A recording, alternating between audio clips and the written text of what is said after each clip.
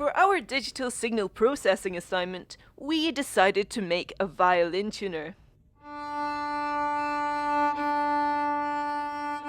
Using infinite impulse response, IIR filters, we can determine if each of a violin's 4 strings is in tune in real time. If, for example, the A string resonates at exactly 440 Hz, a tricolour LED will illuminate in red, indicating that the pitch is spot on.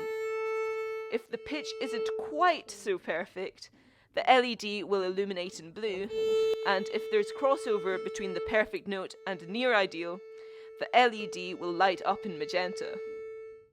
It's a red LED that musicians are to aim for. Okay, so slightly off. For this experiment, we decided to design the tuner for the violin, as for tuning, we only need to consider 4 frequencies, the violin strings. The notes of these are G3, D4, A4, and E5. However, the tuner will measure the frequencies of any instrument playing the same note, such as the voice.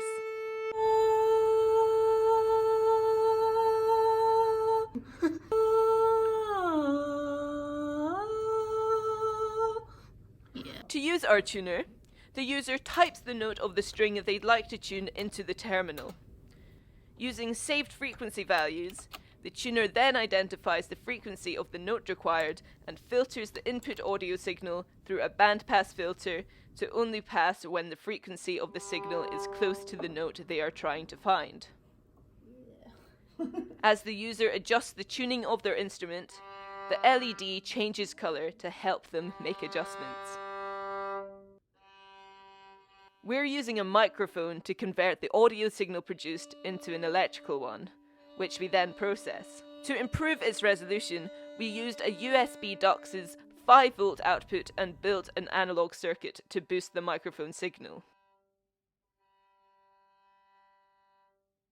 This amplified signal is then fed into Python for processing via the USB DUX. The USB DUX is also responsible for driving the tricolour LED, with one of its output pins controlling the red leg and another controlling the blue.